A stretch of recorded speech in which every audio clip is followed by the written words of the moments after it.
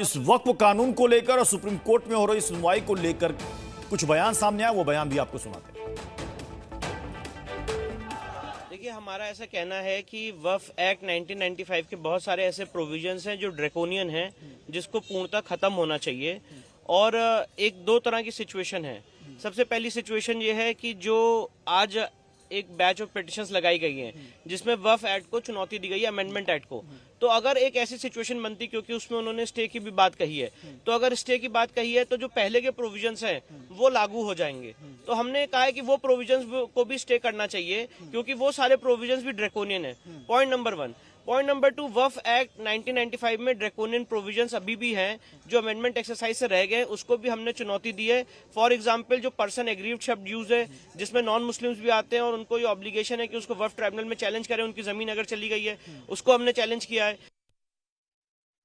ये एक बहुत भयानक साजिश की गई है कि इसमें स्टेट्स गवर्नमेंट जो है वो भी अपने वहाँ पर पहुँची है सुप्रीम कोर्ट में, और वो भी बिल की हिमायत में पहुँची है। तो बिल्कुल ये गवर्नमेंट तुली हुई है मुसलमानों को तबाह और बर्बाद करने पर। इसमें असल चीज़ है कि यहाँ की पॉलिसीज़ जो बनती हैं वो इसराइल बनाता है। तो इसराइल भी जैसा जो गज़ा में करना चाहता है कि हिंदुस्तान में भी वैसी माहौल पैदा कर दिया जाए कि वक्फ की प्रॉपर्टी हम कहीं सरकार नहीं लेने जा रही, और वक्फ की प्रॉपर्टी वक्फ की रहेगी। मुतवल्ली मुसलमान रहेगा, वाकिफ मुसलमान रहेगा। हम तो केवल रख रखाव और CAG के द्वारा निर्धारित ऑडिट से ऑडिट करा के उसका इनकम गरीबों के फ़ायदे के लिए होगा।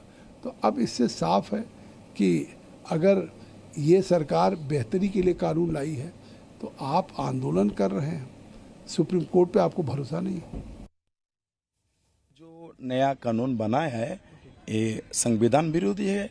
फंडामेंटल राइट जो हमको दिया है हमारा संविधान, डॉक्टर बाबा साहब अम्बेडकर जो संविधान, जो हमारा फंडामेंटल राइट है, इसका गलत है। और जो हमारा पूर्व पुरुष ने जो संपत्ति अल्लाह के रास्ते में दान किया है, जिसलिए मस्जिद, मदरसा, खानका, ईदगाह, कब्रिस्तान के लिए दिया है, वो हमारा हक छीन रहा है। इसलिए हमने पिटीशन दर्ज किया है।